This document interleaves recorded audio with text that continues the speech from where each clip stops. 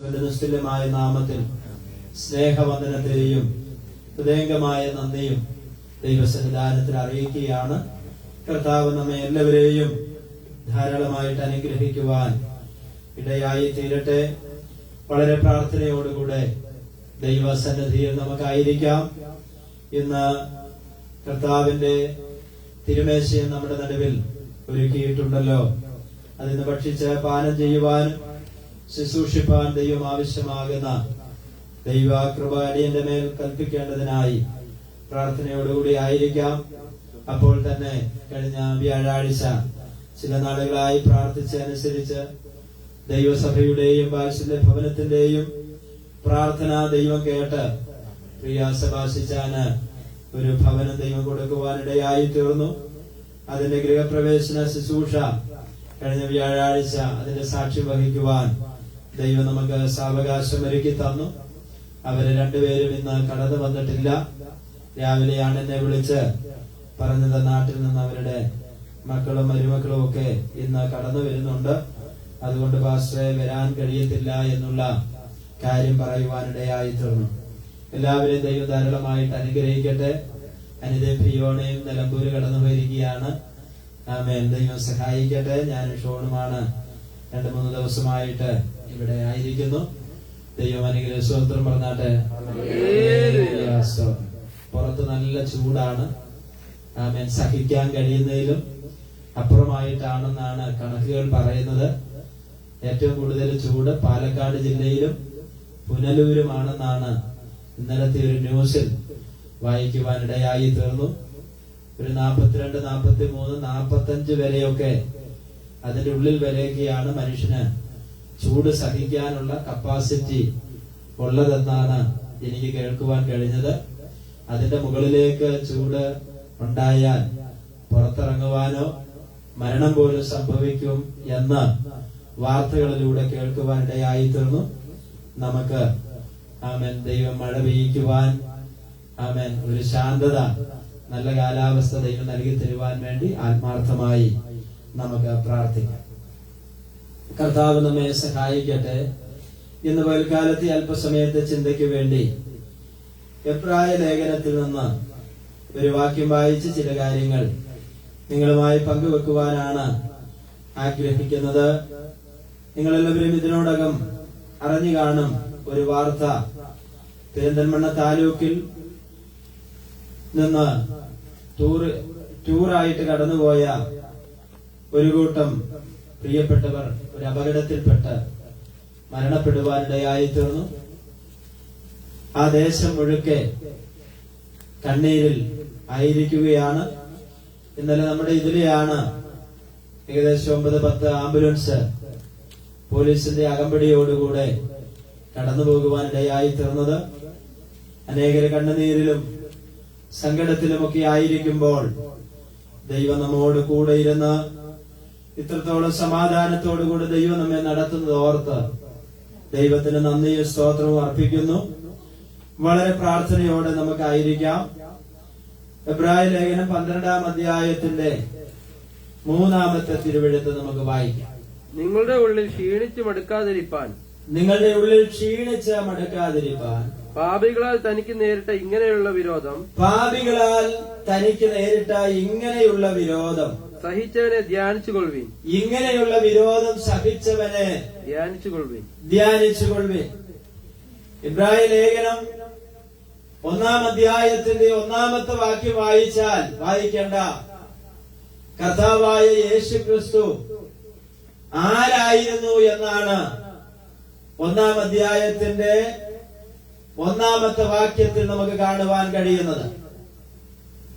കർത്താവായ യേശു ആരായിരുന്നു എന്നാൽ അതിന്റെ 1-ന്റെ 3-ാമത്തെ വാക്യത്തിൽ പറയുകയാണ് കർത്താവായ യേശു ക്രിസ്തു ആരാകുന്നു എന്നുള്ളതാണ്. എന്നാൽ ഇതിന്റെ 3-ാം ഭാഗം എന്ന് പറയുന്നത് 1-ന്റെ 8 മുതൽ 13-12 വരെയുള്ള വാക്യങ്ങളാണ്. അവിടെ കാണുവാൻ കഴിയുന്നു കർത്താവായ യേശു ആരായിട്ട് വെളിപ്പെടും. 3 കാര്യങ്ങളാണ്. ഒന്ന്, യേശു ക്രിസ്തു ആരായിരുന്നു?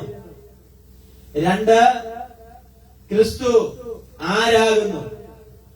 3 കർത്താവായ യേശു ക്രിസ്തു ആരായിട്ട് നാളുകളിൽ വെളിപ്പെടുമെന്നുള്ളത് പരിശുദ്ധാത്മാവ് രേഖപ്പെടുത്തിയിരിക്കുകയാണ്.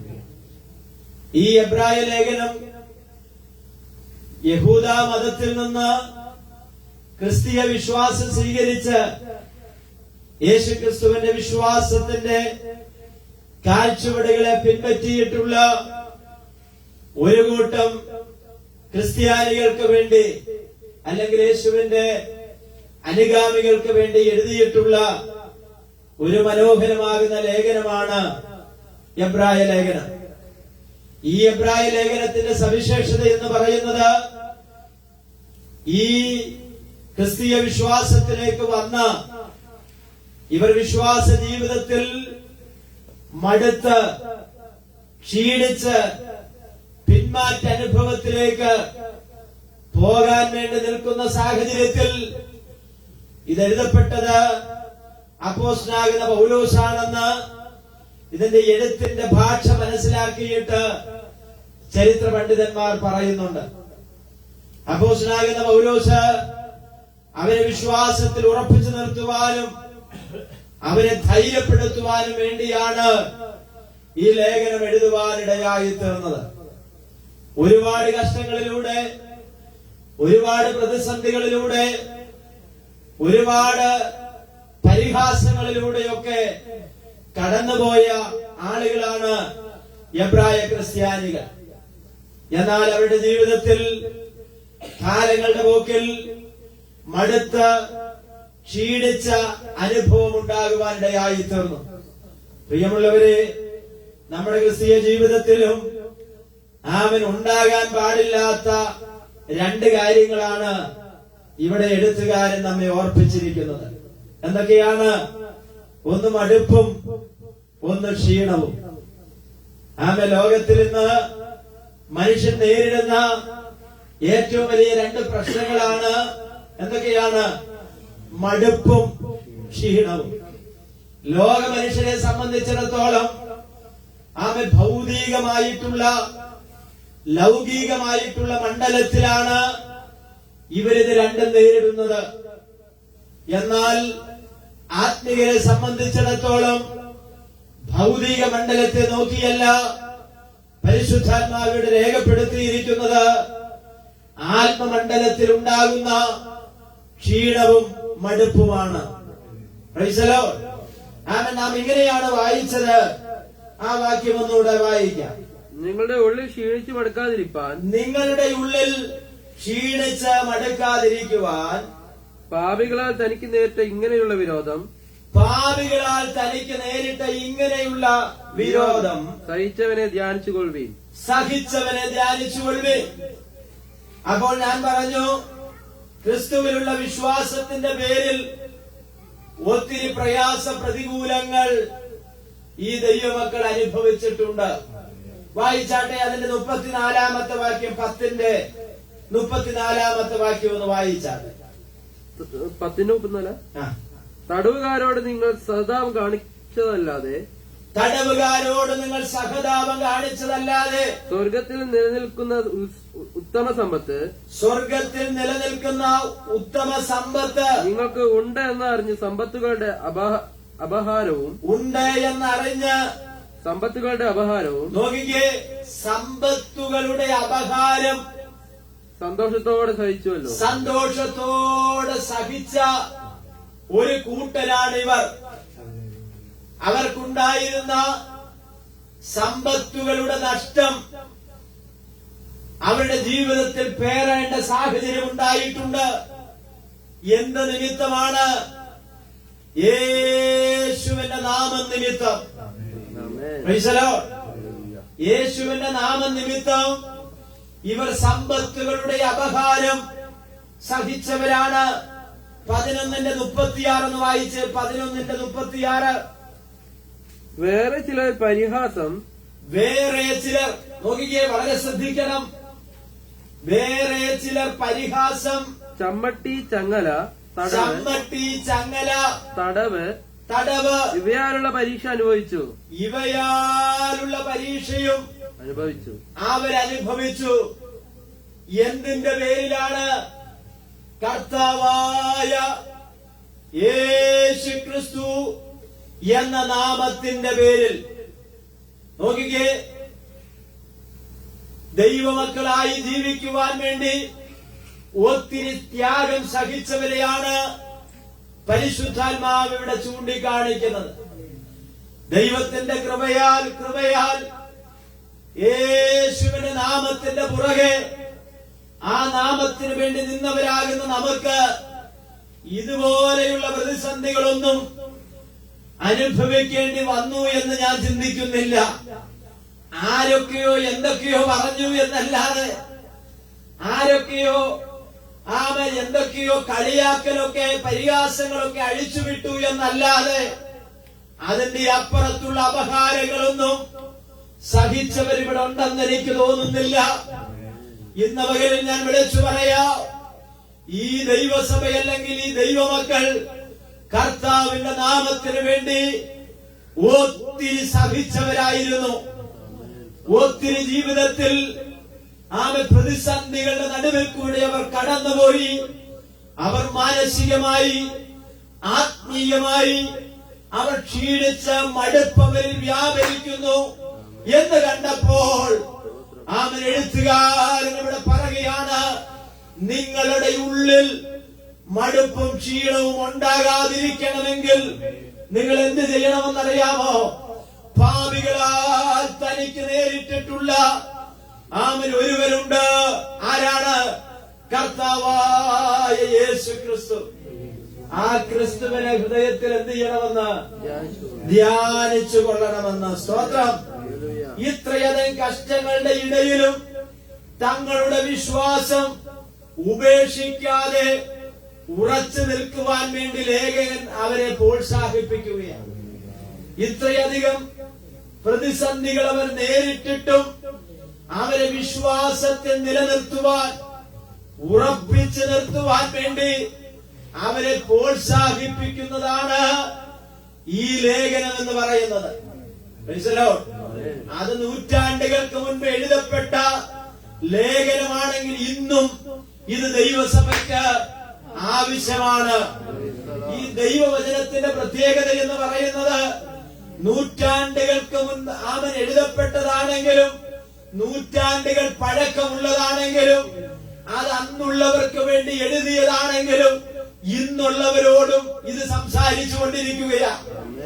ഈ പുസ്തകം എത്ര പഴക്കം ചെന്നതാണെങ്കിലും ഈ പേപ്പറിൽ എഴുതിയിരിക്കുന്ന ദൈവത്തിന്റെ വചനം അന്നെന്ന പോലെ ഇന്നെന്ന പോലെ ഇന്നും അത് സംസാരിക്കുന്ന വചനമാണ്. അതുകൊണ്ടാണ് ദൈവത്തിന്റെ വചനത്തിന്റെ പ്രത്യേകത. അത് ജീവനുള്ള ദൈവത്തിന്റെ വചനമാണ്. ശക്തിയോട് സ്തോത്രം പറഞ്ഞാട്ടെ. ദൈവവചനം ജീവനും ശക്തിയുമാകയാ. ദൈവവചനം ജീവനും ശക്തിയുമാകയാ. ആത്മരക്ഷയുണ്ടേവനും ഉള്ളത്തിൽ കൈക്കൊണ്ടാൽ. ആത്മരക്ഷയുണ്ടേവനും ഉള്ളത്തിൽ കൈക്കൊണ്ടാൽ. ആത്മമരണം മാറും, നീതിയിലവൻ വാഴും.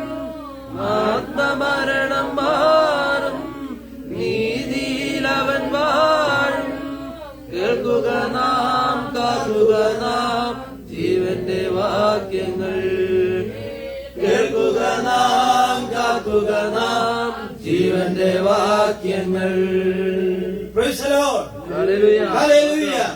അപ്പൊ ദൈവത്തിന്റെ വചനം ജീവനുള്ളതാണെന്ന് പറയുന്നതിന്റെ അർത്ഥം എന്ന് പറയുന്നത് ആമൻ എഴുതപ്പെട്ട കാലത്തിലും ആമൻ നൂറ്റാണ്ടുകൾ പഴക്കം ചെന്നിട്ടും ഈ വചനം എന്ത് ചെയ്തുകൊണ്ടിരിക്കുക? സംസാരിച്ചു കൊണ്ടിരിക്കുകയാണ്. ഇന്ന് നമ്മുടെ സഭകളിൽ, നമ്മുടെ വീടുകളിൽ, ആത്മീയഗോളത്തിൽ നാം നേരിടുന്ന വിഷയങ്ങൾക്ക് ഉത്തരമായിട്ടാണ് തിരുവചനം നമ്മോട് സംസാരിക്കുന്നത്. അതുകൊണ്ടല്ലേ ചിലര് പറയാറില്ലേ, ഞാൻ വളരെ ഭാരപ്പെട്ടു പ്രയാസപ്പെട്ടിരിക്കുന്ന വേളയിൽ ദൈവത്തിന്റെ വചനം വായിച്ചു. ദൈവത്തിന്റെ വചനം എന്നോട് ഇടപെട്ടു. ദൈവത്തിന്റെ വചനം എന്നോട് സംസാരിച്ചു. എന്താ കാരണം? ദൈവത്തിന്റെ വചനത്തിന് ജീവനുള്ളതാണ്. അതുകൊണ്ടാണ് നമ്മൾ ഈ വായിക്കുന്ന എബ്രായ ലേഖനത്തിന്റെ 4-ാം അധ്യായത്തിൽ ഒരു വാക്യമുണ്ട്. ദൈവത്തിന്റെ വചനം ജീവനും ചൈതന്യമുള്ളതായി ഇരുവായുത്തലയുള്ള ഏത് വാളിനേക്കാളും മൂർച്ചയേറിയതും പ്രാണനെയും ആത്മാവിനെയും സന്ധിമജ്ജകളെയും വേർപിടിക്കും വരെ തുളച്ചു ചെല്ലുന്നതും ഹൃദയത്തിലെ ചിന്തനങ്ങളെയും ഭാവങ്ങളെയും വിവേചിക്കുന്നതാകുന്നു. 4-ാം അധ്യായത്തിന്റെ 12-ാമത്തെ വാക്യമാണ്. ദൈവത്തിന്റെ വചനം ജീവനും ചൈതന്യമുള്ളതാണ്. സ്വതന്ത്രം ഇരുവായുത്തലയുള്ള വാള്. സ്വതന്ത്രം നമ്മുടെ വീട്ടിലൊക്കെ ഇരിക്കുന്ന വാള് ഒരു വായുത്തലയുള്ളൂ. നമ്മുടെ വീട്ടിലിരിക്കുന്ന ഏതായുധമാണെങ്കിലും അതിന് ഒരു സൈഡിലെ മൂർച്ചയുള്ളൂ, മറു സൈഡിൽ എന്തില്ല, മൂർച്ചയില്ല. സ്വതന്ത്രം ബ്ലേഡിന് മാത്രമേ ഉള്ളൂ. സ്വതന്ത്രം. എന്നാൽ ഇരുവായുത്തലയുള്ളത് ദൈവത്തിന്റെ വചനമാണ്. ആമേൻ. ഇത് രണ്ട് സൈഡും മുറിക്കുന്നതാണ്. ഈ പറയുന്ന എന്നെയും മുറിക്കും, കേൾക്കുന്ന ശ്രോതാക്കളെയും മുറിക്കുന്നതാണ്. ആർക്കും ഇതിന്റെ മുന്നിൽ നിന്ന് ഒഴിഞ്ഞു മാറാൻ കഴിയുകയില്ല. തന്നെയല്ല ഇങ്ങനെ പറയുന്നത്, ആ ദൈവത്തിന്റെ വചനം അയച്ച് ഞാൻ നിങ്ങളെ വിടുവിക്കും. ഇത് നമ്മളെ ക്രിയ ചെയ്യുന്നതാ. ഇത് നമ്മളെ ഓപ്പറേറ്റ് ചെയ്യുന്നതാ. ഇത് നമ്മളെ കീറി മുറിക്കുന്നതാ. ചില ദൂത് കേട്ടിട്ട് ചിലരെന്ത് ചെയ്യും? ദേഷ്യത്തോടെ പോകുന്ന ആളുകളാണ്. ചിലരെന്ത് ചെയ്യും? അപ്പാ എന്നോട് സംസാരിച്ചതിന് അങ്ങക്ക് നന്ദി എന്ന് പറഞ്ഞ് ദൈവസന്നിധാനത്തിൽ സമർപ്പിക്കുന്നവരുണ്ട്. ചിലരത് തട്ടിക്കളയുന്നവരുണ്ട്. വ്യത്യസ്ത നിലകളിലാണ് ദൈവത്തിന്റെ വചനം നമ്മോട് ഇടപെടുന്നത്. എന്നാൽ ദൈവത്തിന്റെ വചനവും ഈ പ്രസംഗവും ഈ പാട്ടും ഇങ്ങനെയുള്ള ആത്മീക യോഗങ്ങളും നമ്മളെ പോലെ കേട്ടിട്ടുള്ള, നമ്മളെ പോലെ കൂടിയിട്ടുള്ള വേറെ ആരും ഈ ലോകത്തിലില്ല. പക്ഷെ എന്റെ ഒരു ചോദ്യം ഇതാണ്, കേൾക്കുന്നത് ചേമ്പിന്റെ ഇലയുടെ മേൽ ഒഴിക്കുന്ന വെള്ളം പോലെയാണോ? സ്വത്രം എന്തെങ്കിലും പ്രയോജനമുണ്ടോ? സ്വത്രം ഈ വചനത്തോടും വചനം പറയുന്നവരോടും മറുതലിക്കുന്ന മത്സരിക്കുന്ന സ്വഭാവമാണോ നമുക്കുള്ളത്? ഇന്ന് പകൽക്കാലം നമുക്കുണ്ടാകേണ്ടത് ആന്തരികമാകുന്ന ഒരു മാറ്റമാണ്. അകത്താണ് നമുക്ക് മാറ്റം ഉണ്ടാകേണ്ടത്. നമ്മുടെ ഹൃദയത്തിലാണ് മാറ്റം ഉണ്ടാകേണ്ടത്. നമ്മുടെ സ്വഭാവത്തിലാണ് മാറ്റം ഉണ്ടാകേണ്ടത്. നമ്മുടെ അകത്താണ് രൂപാന്തരം ഉണ്ടാകേണ്ടത്. ദൈവത്തിന്റെ വചനത്തോട് മറുതലിക്കാൻ പാടില്ല, അതിനോട് മത്സരിക്കാൻ പാടില്ല. ഇത് ദൈവത്തിന്റെ വചനമാണ്. ഞാൻ മടങ്ങി വരട്ടെ. ഇവിടെ പറയുകയാണ്, നാം വായിച്ച വാക്യം ഇങ്ങനെയാണ്: നിങ്ങളുടെ ഉള്ളിൽ ക്ഷീണിച്ച് മടുക്കാതിരിക്കാൻ രണ്ട് കാര്യങ്ങളാണ്. ഒന്ന് ക്ഷീണം. ക്ഷീണം വരുമ്പോഴാണ് നമ്മൾ എന്ത് ചെയ്യുന്നത്? സ്തോത്രം. ക്ഷീണം വരുമ്പോ അറിയാതെ നമ്മുടെ വായൊക്കെ പൊളിഞ്ഞ് ചെറിയൊരു വായിക്കോട്ടയൊക്കെ വിടുമ്പോ ചോദിക്കും, അടുത്തിരിക്കുന്ന ചോദിക്കും, നല്ല ക്ഷീണമുണ്ട് അല്ലേ? സ്തോത്രം. നമ്മുടെ കണ്ണും മുഖമൊക്കെ താന്ന് മുഖമൊക്കെ ഒരു വല്ലാത്ത പരുവത്തിലിരിക്കുമ്പോ അടുത്തിരിക്കുന്നവർ ചോദിക്കും, അമ്മാമ എന്താ പറ്റിയത്? വലിയൊരു ക്ഷീണമുണ്ടല്ലോ. സ്തോത്രം. അടുത്തിരിക്കുന്ന അച്ചായന്മാര് ചോദിക്കും, എന്തോ പറ്റി സഹോദരൻ? നല്ല ക്ഷീണമുണ്ടല്ലോ. സ്തോത്രം. അപ്പൊ ഒന്ന്, ക്ഷീണം നമ്മുടെ മുഖത്തെന്ത് ചെയ്യും? അറിയും. സ്തോത്രം. രണ്ട്, മടുപ്പെപ്പോഴാ വരുന്നത്? സ്തോത്രം. മടുത്തിരിക്കുക അല്ലെ? മടുക്കുന്ന എപ്പോഴാണെന്നറിയാമോ? മടുക്കുന്ന ഇതിനോടൊന്നും ഒരു താല്പര്യമില്ലാതെ വരുമ്പോ നമുക്കറിയാതെ എന്താ? നമുക്ക് ചിക്കൻ കറി ഇഷ്ടം.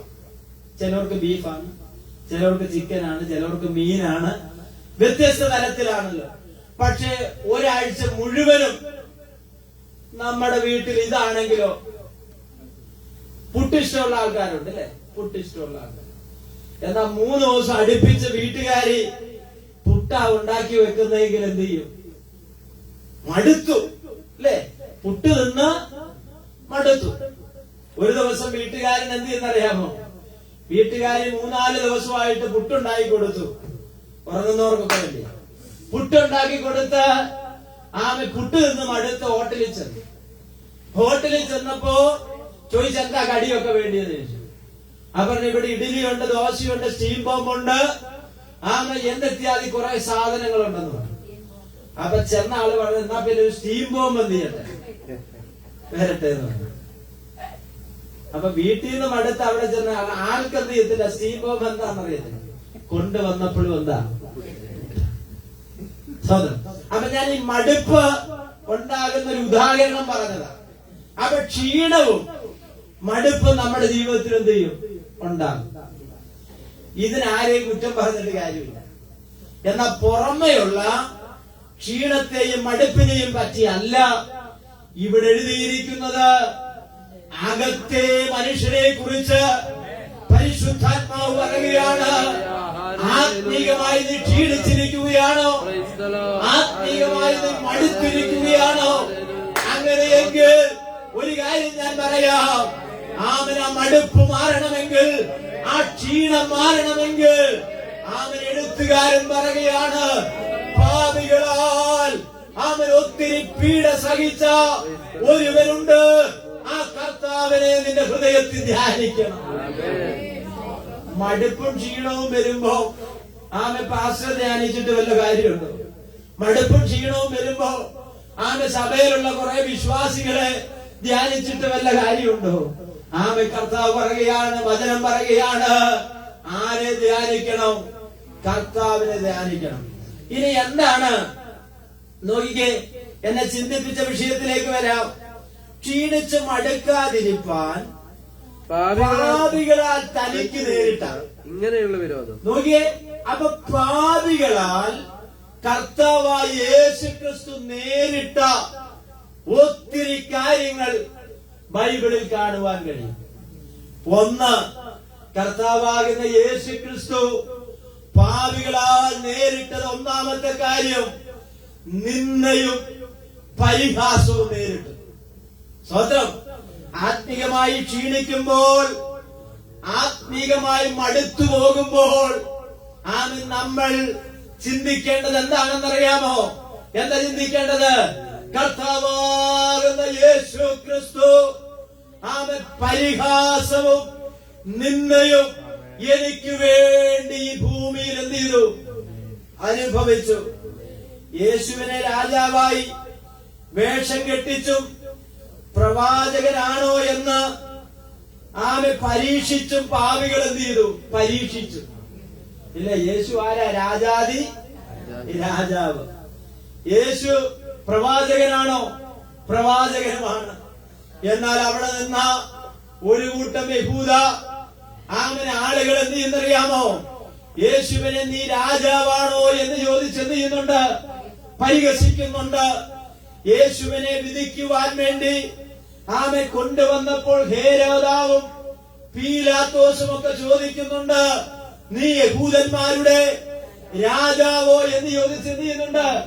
പരിഹസിക്കുന്നുണ്ട്. ഈ പരിഹാസവും നിന്ദയും യഹൂദ മതകോടതിയിൽ നിന്ന് ആരേറ്റുവാങ്ങി?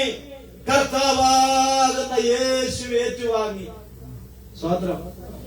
നമ്മൾ പറയാറില്ലേ, എന്നെ വഴക്ക് പറഞ്ഞു, പക്ഷെ മറ്റുള്ളവരുടെ മുന്നിൽ വെച്ച് എന്ത് ചെയ്യരുത്? വഴക്ക് പറയുന്നത്. സ്വതന്ത്രം. മറ്റുള്ളവരുടെ മുന്നിൽ വെച്ച് നമ്മളെ ഒരാൾ കളിയാക്കുക, ഒരാൾ പരിഹസിക്കുക, ഒരാൾ എന്ത് ചെയ്യുക? നമ്മളെ നിന്ദിക്കുകയൊക്കെ ചെയ്താൽ അതൊരു മനുഷ്യനെ സംബന്ധിച്ചിടത്തോളം എന്ത് ചെയ്യാൻ പറ്റില്ല? താങ്ങാൻ കഴിയത്തില്ല. അപ്പൊ നോക്കൂ, ഒന്ന് നമുക്ക് വേണ്ടി യേശു കർത്താവ് നേരിട്ടത് എന്തൊക്കെയായിരുന്നു? 2 കാര്യം, നിന്ദയും പരിഹാസവും നമുക്ക് വേണ്ടി എന്ത് ചെയ്തു? ഏറ്റുവാങ്ങി.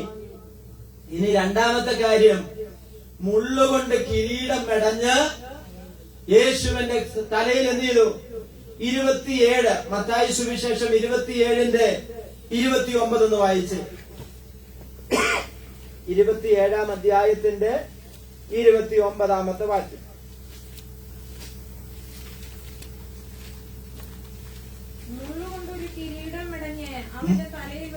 നോക്കിക്കേ, മുള്ളുകൊണ്ട് ഒരു കിരീടം മെടഞ്ഞ് അവന്റെ തലയിൽ വെച്ചു. മതി, സ്തോത്രം.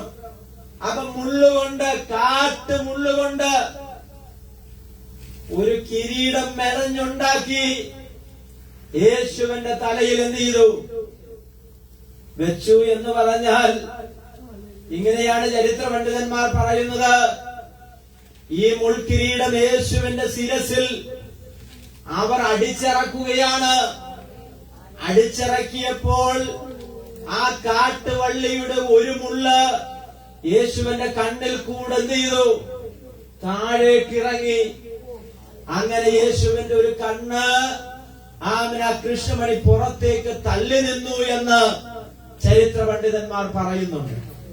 പ്രിയമുള്ളവരെ, ഒന്ന് പരിഹാസവും നിന്ദയുമായിരുന്നെങ്കിൽ രണ്ടാമത് യേശു സഹിച്ച നേരിട്ട പീഡ എന്ന് പറയുന്നത് മുൾക്കിരീടം മെടഞ്ഞുണ്ടാക്കി യേശു കർത്താവിന്റെ ശിരസിന്മേൽ എന്ത് ചെയ്തു?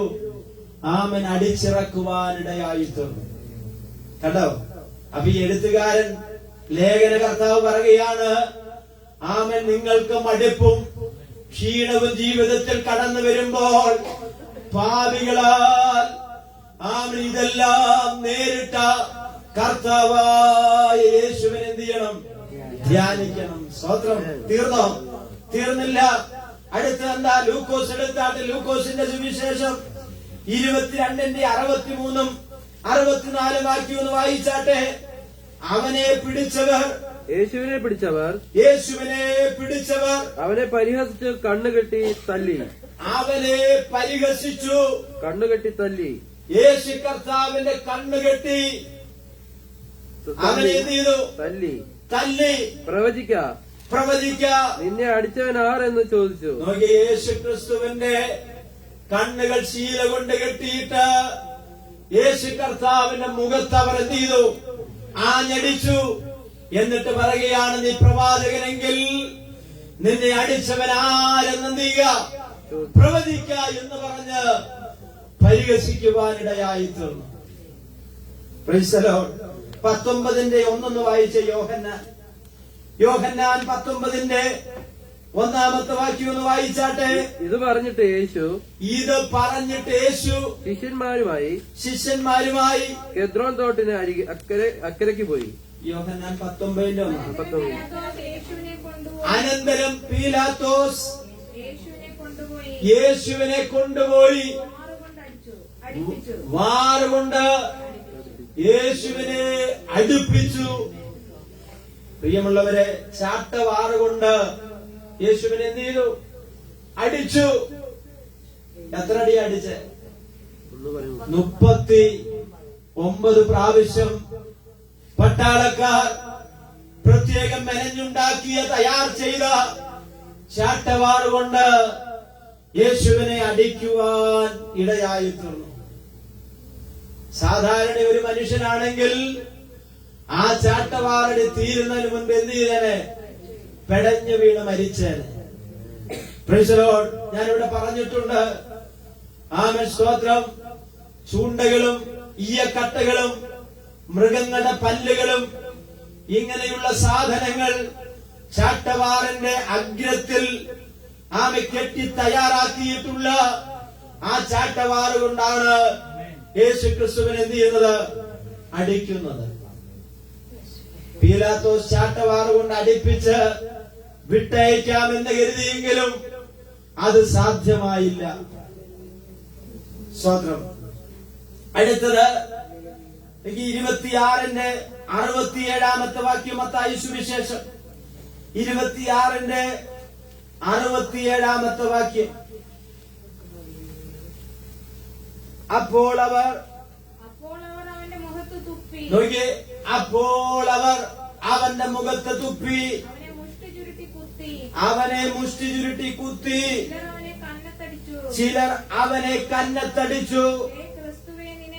ഹേ ഹേ ക്രിസ്തുവേ, നിന്നെ ക്രിസ്തുവേ, നിന്നെ തല്ലിയത് ആരെന്ന് ഞങ്ങളോട് പ്രവചിക്ക എന്ന് പറഞ്ഞു.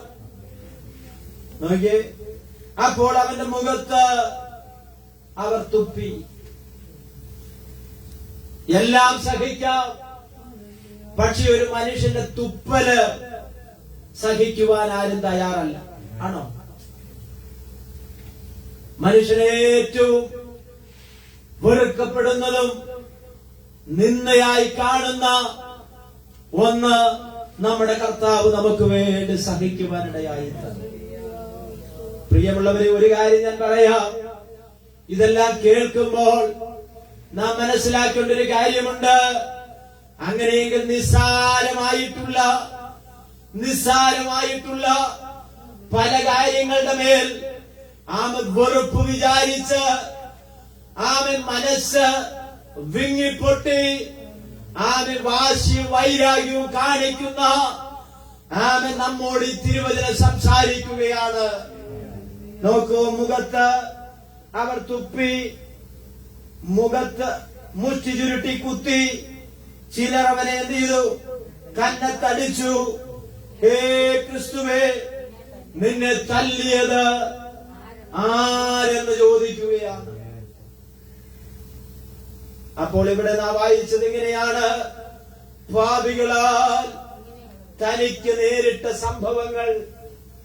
അതാണ് നമ്മൾ വായിച്ചുകൊണ്ടിരിക്കുന്നത്. സ്തോത്രം. ഇതൊക്കെ സഹിക്കുവാൻ കർത്താവിന് എന്ത് ലഭിച്ചു? ദൈവത്തിന്റെ കൃപ ലഭിച്ചു. ഇതൊക്കെ സഹിക്കണമെങ്കിൽ നമുക്ക് എന്തുണ്ടാകണം? ദൈവത്തിന്റെ കൃപ വേണം. ദൈവത്തിന്റെ കൃപയില്ലാത്തവർക്ക് സഹിക്കാൻ പറ്റില്ല, ക്ഷമിക്കാൻ പറ്റില്ല, പൊറുക്കാൻ പറ്റില്ല, പരസ്പരം സ്നേഹിക്കാൻ പറ്റില്ല, പരസ്പരം സഹിക്കാൻ പറ്റില്ല.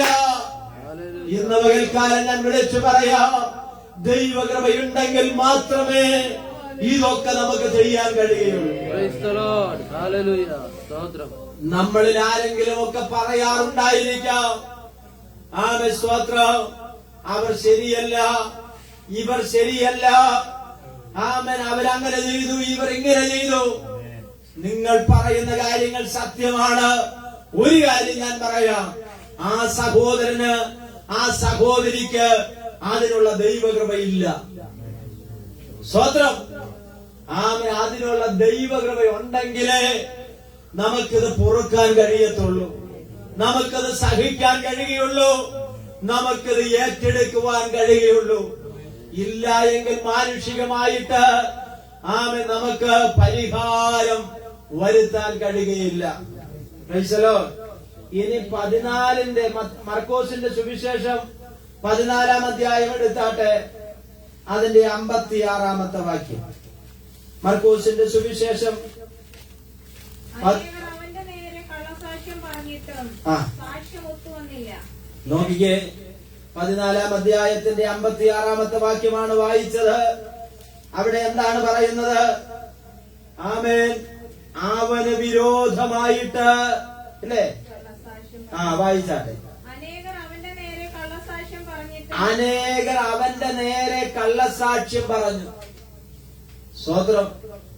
സാക്ഷികളെ നമുക്ക് ഇഷ്ടം പോലെ കിട്ടും, പക്ഷെ അത് സത്യമാകണമെന്നില്ല. കള്ളസാക്ഷികൾ ഇഷ്ടം പോലെയുള്ള ഒരു ലോകത്തിലാണ് നമ്മളായിരിക്കുന്നത്. പണം കൊടുത്താൽ ആരും എന്തും പറയാൻ മടിക്കാത്ത ഒരു കാലത്തിലാണ് നമ്മളായിരിക്കുന്നത് എന്നുള്ളത് നമ്മൾ മനസ്സിലാക്കണം. ഇവിടുത്തെ കോടതികൾ കടക്കുന്ന എല്ലാവരും തെറ്റിയവരൊന്നും അല്ല. കള്ളത്തരത്തിൽ കുടുക്കിയിട്ടുള്ള ധാരാളം ആളുകളുണ്ട്, നിരപരാധികളുണ്ട്. പക്ഷെ സാക്ഷികൾ അവരെ ആരാക്കി മാറ്റി? കള്ളന്മാരാക്കി മാറ്റി, കുറ്റക്കാരാക്കി മാറ്റി. നോക്കി, ഇവിടെ പറയുകയാണ്, ആമേൻ. എന്താ പറഞ്ഞ? അനേകർ അവന്റെ നേരെ കള്ളസാക്ഷ്യം പറഞ്ഞിട്ടും സാക്ഷ്യം അങ്ങോട്ട് ഒത്തുവരുന്നില്ല. സ്വതന്ത്രം. ആമേൻ. കള്ളം പറഞ്ഞാൽ ഒരു ദിവസം അതെന്ത് ചെയ്യും? പൊളിയും. ഒരു കള്ളം പറഞ്ഞാൽ 9 കള്ളം കൊണ്ട് അതിനെ മറയ്ക്കണം. സ്വതന്ത്രം. ഒരു കള്ളം പറഞ്ഞാൽ പിന്നെ 9 കള്ളം പറഞ്ഞ് അതിനെ എന്ത് ചെയ്യണം? മറയ്ക്കണം. അതിനേക്കാൾ നല്ലത് ഒരു സത്യം പറയുന്നതല്ലേ? Praise the lord. ആമേൻ. അതുകൊണ്ട് നോക്കിക്കേ, ഇവിടെ പറയുകയാണ്, അനേകർ അവന്റെ നേരെ കള്ളസാക്ഷ്യം പറഞ്ഞിട്ടും സാക്ഷ്യം ഒത്തുവന്നില്ല. ചിലർ എഴുന്നേറ്റ് അവന്റെ നേരെ എന്ത് ചെയ്തു? ആ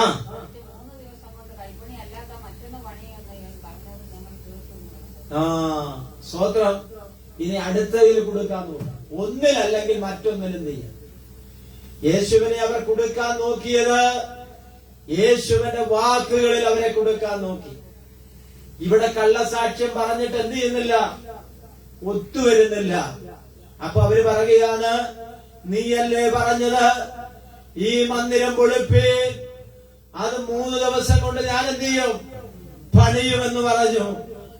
അവർ ഉദ്ദേശിച്ച മന്ദിരം ഏതാണ്? യെരൂശലേം ദേവാലയം. പക്ഷെ യേശു പറഞ്ഞ മന്ദിരം ഏതാണെന്നറിയാമോ? തന്റെ ശരീരമാകുന്ന മന്ദിരത്തെ കുറിച്ച് കർത്താവ് പറഞ്ഞു, ഈ മന്ദിരം നിങ്ങൾ പൊളിപ്പി, ഇതിനെ ഒരു വെള്ളിയാഴ്ചയും ശനിയാഴ്ചയും കഴിഞ്ഞ് ഒരു ഉയർപ്പിന്റെ ഞായറുണ്ട്, അന്ന് ഇത് ഉയർത്തെഴുന്നേൽക്കും, അന്ന് ഇതിനെ പണിയൂ. ആമൻ. എത്ര ആമൻ അടിച്ച് ആമൻ ഉതുക്കാൻ നോക്കിയാലും, എത്ര പുറത്തു വരാതിരിക്കാനുള്ള പദ്ധതികൾ സാത്താൻ നിനക്ക് നേരെ ചെയ്താലും, ഇന്ന് പകൽക്കാലം ഞാൻ വിളിച്ചു പറയാം, നിന്നെ അടച്ചിട്ടിരിക്കുന്നിടത്തു നിന്ന് പുറത്തു കൊണ്ടുവരുന്ന ഒരു അഭിഷേകത്തിന്റെ ശക്തിയാണ് ഇന്ന് പകൽക്കാലം ഇവിടെ ഉള്ളത്. ആ അത്യന്ത ശക്തി ഞങ്ങളുടെ സ്വന്തമെന്നല്ല, അത് ഉയരത്തിലെ ശക്തിയാണ്. അവരെത്ര ദൈവകൃപ പ്രാപിച്ച, ആത്മാവിൽ ആരാധിക്കുന്ന, പരിശുദ്ധാത്മാവിന്റെ നിയോഗത്തോടുകൂടി മുൻപോട്ട് പോകുന്ന ഒരു ദൈവം ഇതിനെ തളച്ചിടുവാൻ ഇവിടുത്തെ ഒരു ശക്തിക്കും കഴിയുകയില്ല. ഇവിടുത്തെ ഒരു മന്ത്രവാദത്തിന് കഴിയത്തില്ല. ഇവിടുത്തെ ഒരു ശകുനവാദികൾക്ക് സാധ്യമല്ല. എന്താ കാരണം എന്നറിയാമോ? ആമേൻ. സ്തോത്രം. അവൻ മരണത്തെ ജയിച്ചവനാണ്. ഏ മരണമേ, നിന്റെ വിഷമുള്ളവിടെ? ഏ മരണമേ, നിന്റെ ജയം എവിടെ എന്ന് ചോദിച്ച യേശുവിൽ വിശ്വസിക്കുന്ന ഒരുവന്റെ അകത്ത് വ്യാപരിക്കുന്നത് ആ ഉയർപ്പിന്റെ ശക്തിയാണ്. Price the Lord. Price the Lord. ആ ഒരു ഉറപ്പ് നമുക്ക് എന്ത് ചെയ്യണം? ഉണ്ടാകണം. സ്തോത്രം. അവന് വിരോധമായിട്ട് കള്ളസാക്ഷ്യം എന്ത് ചെയ്തു? പറഞ്ഞു. അവൻ നീതിമാനാകുന്ന യേശുവിനെ കള്ളനാക്കുവാൻ വേണ്ടി അവരെന്ത് ചെയ്തു? ശ്രമിച്ചു. പക്ഷെ യേശു കള്ളനായോ? സ്വത്രം. അവൻ നിനക്കെതിരെ എന്ത് കള്ളത്തരങ്ങൾ പറഞ്ഞുണ്ടാക്കിയാലും താൽക്കാലികമായിട്ട് നീ കള്ളനാകും. പക്ഷെ സത്യം ഒരു ദിവസം പുറത്തു വരും. എത്ര പേർക്ക് മനസ്സിലാകുന്നുണ്ട്? താൽക്കാലികമായിട്ട് നീ മറ്റുള്ളവരുടെ മുൻപിൽ ഒരുപക്ഷെ കള്ളനാകും. പക്ഷെ പറയാ, സത്യം ഒരു ദിവസം പുറത്തു വരും. അവൻ സത്യത്തെ മറയ്ക്കുവാൻ അവൻ ഒന്നിനും കഴിയത്തില്ല. അവൻ അങ്ങനെ നമുക്കെതിരെ പറഞ്ഞുണ്ടാക്കിയ കള്ളങ്ങൾ നിമിത്തം ഒത്തിരി പ്രതിസന്ധികളും അത് നിമിത്തം അനുഭവിച്ചിട്ടുണ്ടാകാം. മറ്റുള്ളവരുടെ മുൻപിലും വീട്ടിലും നാട്ടിലും സ്നേഹിതന്മാരുടെ ഇടയിലും സഭയുടെ അകത്തുമൊക്കെ താൽക്കാലികമായി നീ തല താഴ്ത്തേണ്ടി വന്നിരിക്കാം. പക്ഷെ ഒരു ദിവസം നിന്റെ തല ദൈവം ഉയർത്തുവാനിടയായി തീരും. വിശ്വസിക്കുന്ന ദൈവമക്കൾ കരങ്ങൾ ഉയർത്തി ദൈവത്തിന് സ്തോത്രം ചെയ്യുക. ഹല്ലേലൂയ. ചെയ്യാത്ത തെറ്റിന് ആമൻ തെറ്റ് ചെയ്തു എന്ന് പറഞ്ഞ് സമർത്ഥിച്ച് സ്തോത്രം തെറ്റുകാരനാക്കിയിട്ടുള്ള ഒരുപാട് ആളുകളുണ്ട്. പക്ഷെ നാളുകളുടെ പോക്കിൽ നീ ആരെന്ന് കാലം തെളിയിക്കുവാനിടയായിത്തീരും. നോക്കിക്കേ, യോഹന്നാൻ 1:11 വായിച്ചാട്ടെ.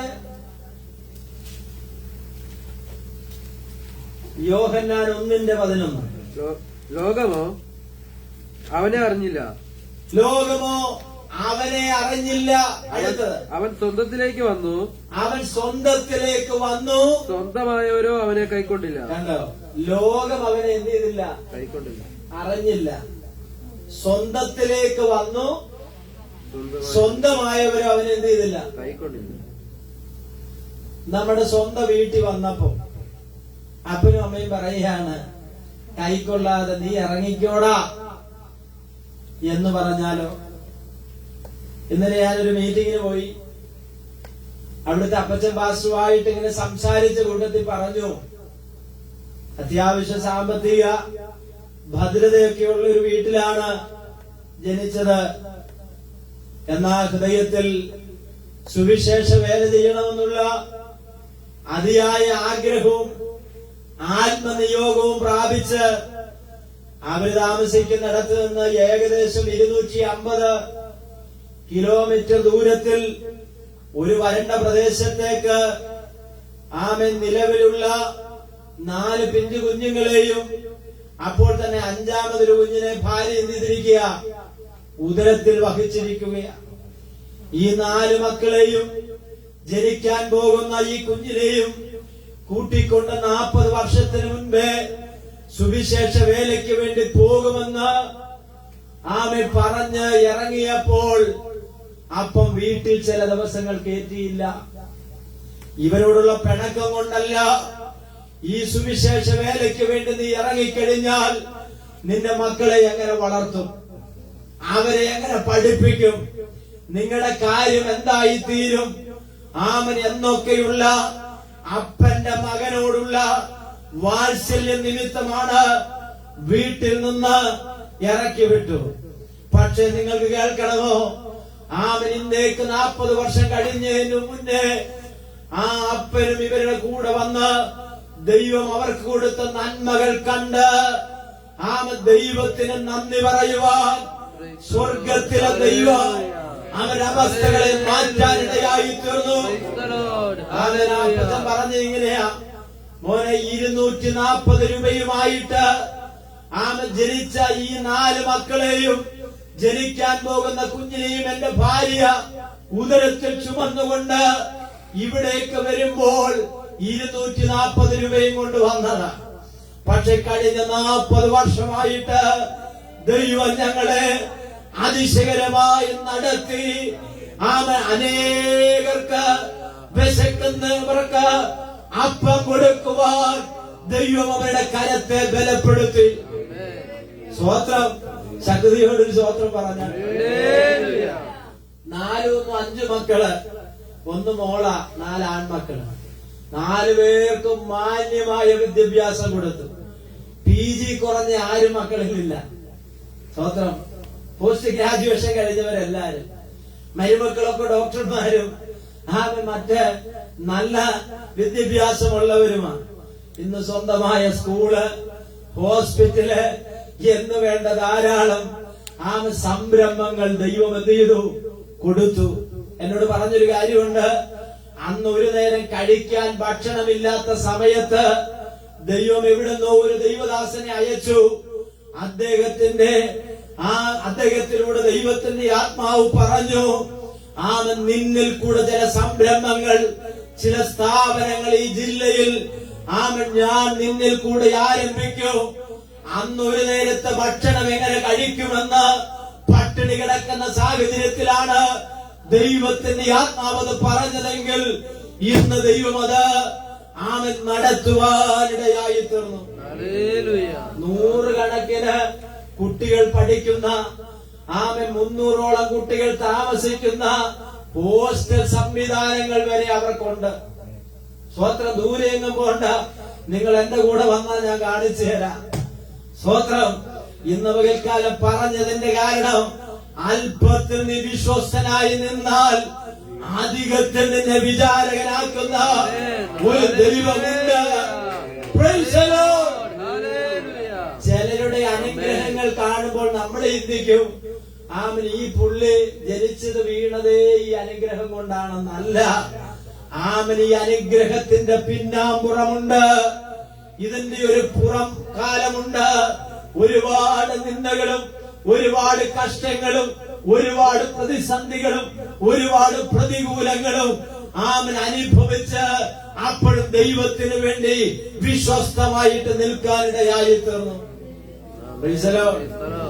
ആമൻ ഉള്ളപ്പോഴല്ല, ഇല്ലാത്തപ്പോഴും ദൈവത്തിന് വേണ്ടി നിന്നാൽ ദൈവം അനുഗ്രഹിക്കും. വിശ്വസിക്കുന്നുണ്ടോ? വിശ്വസിക്കുന്നുണ്ടോ? ആമൻ. പക്ഷെ ഇതൊക്കെ ഒരു മുൻവിധിയോടുകൂടെ, ആമൻ മുൻവിധിയോടുകൂടെ, ആമൻ ഇതൊക്കെ ഇവരുടെ വയറ്റിപ്പഴപ്പിന് വേണ്ടിയും ഇവരുടെ തന്ത്രമാണെന്നും ഒക്കെ പറയുന്ന നീ ജീവിതത്തിൽ ഒരു അനുഗ്രഹവും പ്രാപിക്കത്തില്ല.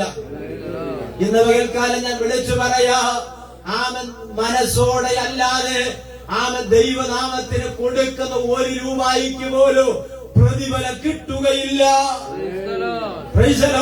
സന്തോഷത്തോടെ കൊടുപ്പേ, ദൈവം അനുഗ്രഹിക്കുവാനിടയായി. ആമൻ. നമ്മൾ പ്രാർത്ഥനയ്ക്ക് വരുന്നതോ, ആമൻ നമ്മൾ സ്തോത്രം പറയുന്നതോ, നമ്മൾ ദൈവത്തെ ആരാധിക്കുന്നതോ, ദൈവനാമത്തിന് വേണ്ടി ചെയ്യുന്നതോ ഒക്കെ ഹൃദയത്തിൽ നിന്ന് സന്തോഷത്തോടും മനസ്സോടും കൂടി ആണെങ്കിൽ അതിന് പ്രതിഫലമുള്ളൂ. അല്ലെങ്കിൽ 100 കൊല്ലം IPC-കാരനായിരുന്നാലും ഒരു ഗുണവും ഉണ്ടാകില്ല. IPC-യിൽ പേരുണ്ടാകും, ആമ സ്വർഗത്തിൽ പോണമെന്ന് നിർബന്ധമില്ല.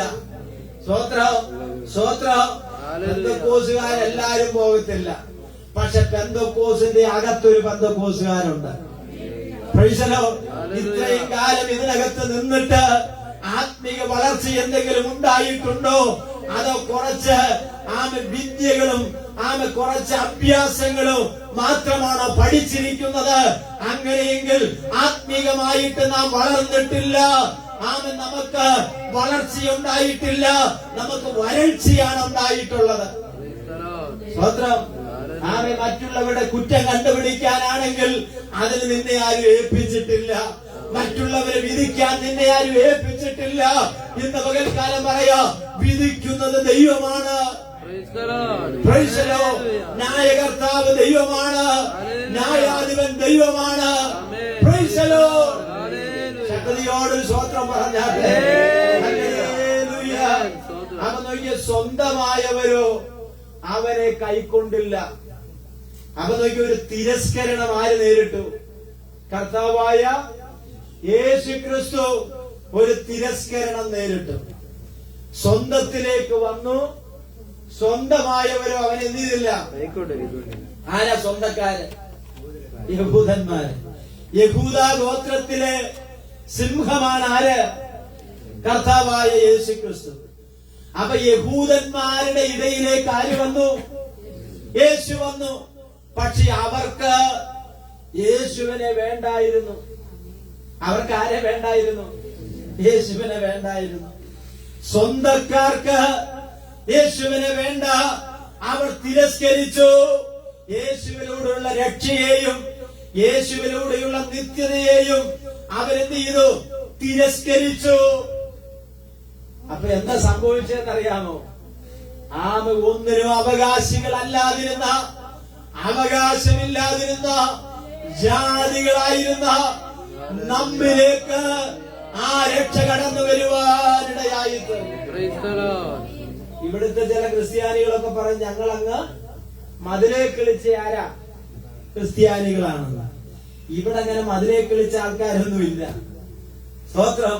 ചരിത്രം പഠിച്ചാൽ കർത്താവ് പറയുന്നത് സ്വന്തത്തിലേക്ക് വന്നു, പക്ഷെ സ്വന്തമായവരും എന്നെ എന്തില്ല? കൈക്കൊണ്ടില്ല. ജാതികളായിരിക്കുന്നവർക്ക് വേണ്ടി ഇവിടെ ഇരിക്കുന്ന എല്ലാവരും ആരായിരുന്നു? ജാതികളായിരുന്നു.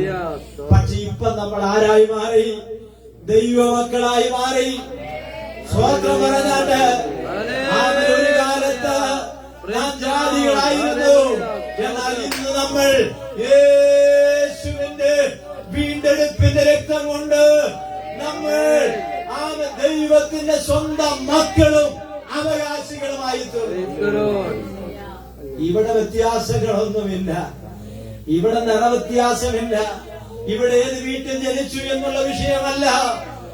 യാഗപീഠത്തിൽ കൊണ്ടുവരുന്ന യാഗവസ്തുവിന്റെ തോല് ഉരിക്കണം. എന്താണെന്നറിയാമോ? അവിടെ കറുത്തുണ്ട്, വെളുത്തുണ്ട്, ചുമന്നയുണ്ട്, പുള്ളിയുള്ളതുണ്ട്, വ്യത്യസ്ത നിറങ്ങളുള്ള യാഗമൃഗങ്ങളെ കൊണ്ടുവന്ന് തോലുരിച്ചു കഴിഞ്ഞാൽ ഇതിന്റെ നിറമെല്ലാം ഒന്നാണ്. സ്തോത്രം. അതുകൊണ്ടല്ലേ സാധാരണ ആളുകൾ പറയാറില്ലേ, ഇവിടുത്തെ ഏത് മതസ്ഥരാണെങ്കിലും ഏത് വിശ്വാസമുള്ളവരാണെങ്കിലും രക്തത്തിന്റെ നിറം എന്താണ്? സ്തോത്രം. രക്തത്തിന്റെ ആവശ്യം വന്നാൽ ജാതിയും അതൊന്നും നോക്കത്തില്ല. ആ മനുഷ്യനെ രക്ഷിക്കാൻ പകരം ഒരു രക്തം കിട്ടണം. ആ രക്തം മനുഷ്യനായി മറ്റു രോഗങ്ങളൊന്നും ഇല്ലാത്ത ആരോഗ്യവാനായിട്ടുള്ള വ്യക്തിയുടെ രക്തം എന്ത് ചെയ്യും? കിട്ടിക്കഴിഞ്ഞാൽ അവന്റെ ജീവനെ നിലനിർത്താൻ പറ്റും. കർത്താവാകുന്ന യേശു ക്രിസ്തു ഈ തിരസ്കരണം എന്ത് ചെയ്തു? ഏറ്റുവാങ്ങുവാൻ ഇടയായിത്തീർന്നു. ആ കാലത്ത് ഏറ്റവും ക്രൂരവും അപമാനകരമായിരുന്ന ഒരു ശിക്ഷാവിധിയുമായിരുന്നു ക്രൂശ് മരണം. നോക്കി, ആ കാലത്ത് നിലനിന്നിരുന്ന ഏറ്റവും കിരാതമായ, ഏറ്റവും അപമാനകരമായ, ഏറ്റവും ശാപകരമായി കണ്ട ഒരു മരണമായിരുന്നു. എന്ത് മരണം? ക്രൂശിലെ മരണം. ആ മരണമാണ് ആരേറ്റുവാങ്ങിയത്? യേശു കർത്താവ് ഏറ്റുവാങ്ങുവാനിടയായി തീർന്നു. ഒരു വാക്യം കൂടി വായിച്ച് ഞാൻ ഇവിടെ നിർത്താം. ഫിലിപ്പിയ ലേഖനം 2-ാം അധ്യായത്തിന്റെ 8-ാമത്തെ തിരുവെഴുത്തൊന്ന് വായിച്ചാട്ടെ. ഫിലിപ്പിയ ലേഖനം 2-ന്റെ 8-ാമത്തെ വാക്യം.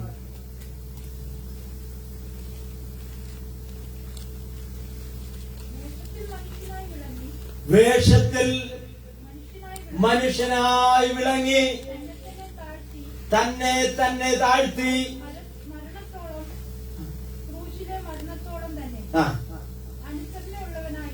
നോക്കിയ ക്രൂശിലെ മരണത്തോളം അനുസരണമുള്ളവനായി തീർന്നു.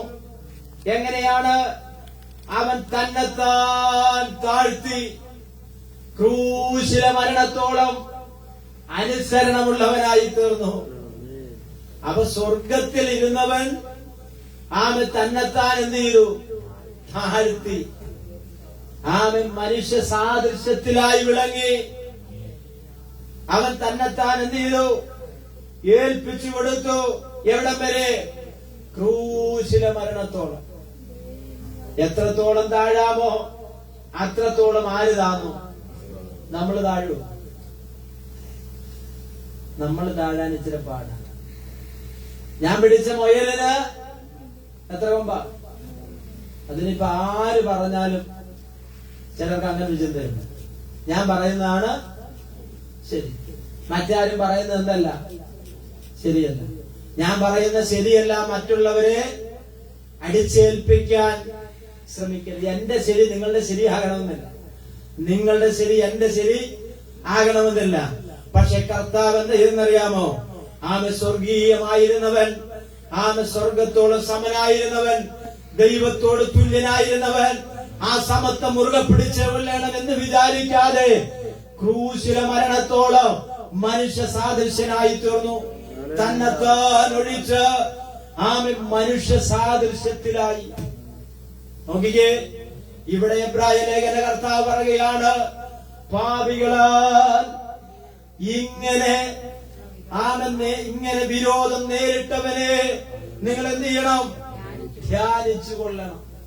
അപ്പൊ ജീവിതത്തിൽ മടുപ്പും ക്ഷീണവും ഒക്കെ കടന്നു വരുമ്പോൾ, പ്രിയമുള്ള ദൈവമക്കളെ, നമ്മുടെ നിരാശയും നമ്മുടെ ക്ഷീണവും നമ്മുടെ ആത്മീയ മടുപ്പും ഒക്കെ മാറുന്നത് കാൽവരി ക്രൂശിന്റെ അടുക്കൽ വരുമ്പോഴാണ്. നിങ്ങൾക്ക് എന്നെ നോക്കിയാൽ ഒത്തിരി സ്തോത്രം നിങ്ങൾക്ക് ഇഷ്ടമില്ലാത്ത സ്വഭാവം എന്നിൽ കാണുന്നു.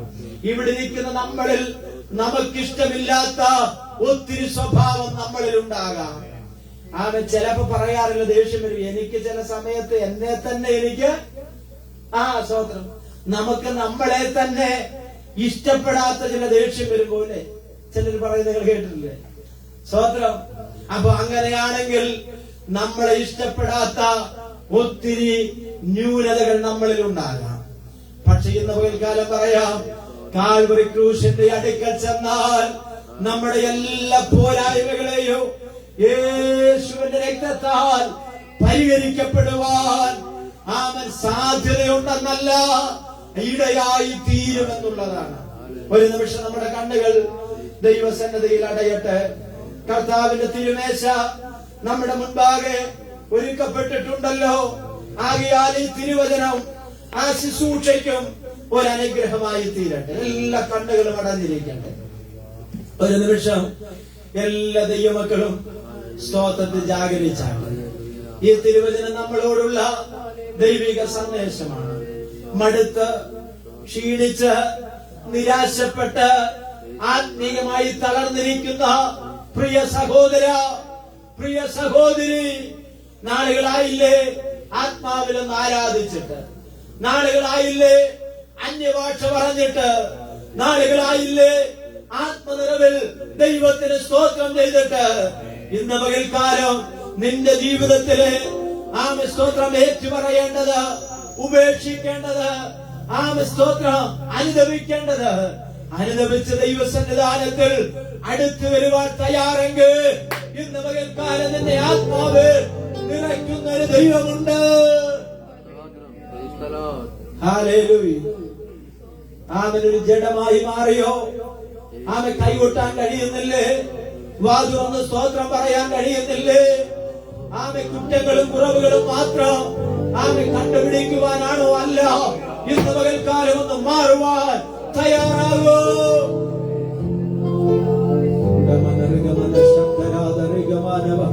എല്ലാവരും ദൈവസന്നിധാനത്തെ സ്തോത്രം ചെയ്താട്ടെ. എല്ലാവരും ദൈവസന്നിധിയെ പ്രാർത്ഥിച്ചാട്ടെ. കർത്താവേ, ഇവിടെ കേൾക്കപ്പെട്ട ദൈവത്തിന്റെ വചനം എന്നോടുള്ള ദൈവിക ആലോചനയാണ്. മടുപ്പ് ജീവിതത്തിൽ കടന്നു വരുമ്പോൾ, ക്ഷീണ ജീവിതത്തിൽ കടന്നു വരുമ്പോൾ, അത് മാറണമെങ്കിൽ ഭാവികളാൽ തനിക്ക് നേരിട്ട കർത്താവായ യേശു ക്രിസ്തുവിനെ ഹൃദയത്തിൽ ധ്യാനിക്കണം. പരിഹാസങ്ങളും നിന്ദകളും തിരസ്കരണങ്ങളും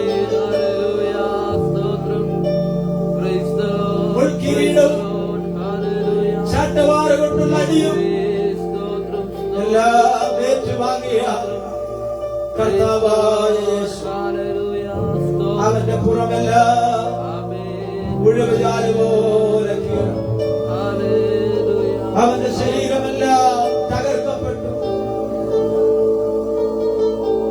യേശുവിന്റെ രക്തം ആ കാൽവരി ക്രൂശിന്റെ ചുവട്ടിൽ ചിന്തുവാനിടയായി. ആകയാൽ യേശു ക്രിസ്തുവിന്റെ ക്രൂശിന്റെ അടുക്കിലേക്ക് നമുക്ക് വെച്ചാൽ ആ കാൽവരി ക്രൂശിനെ വിളിച്ചറിയിക്കുന്ന ഒരു ഗാനത്തിന്റെ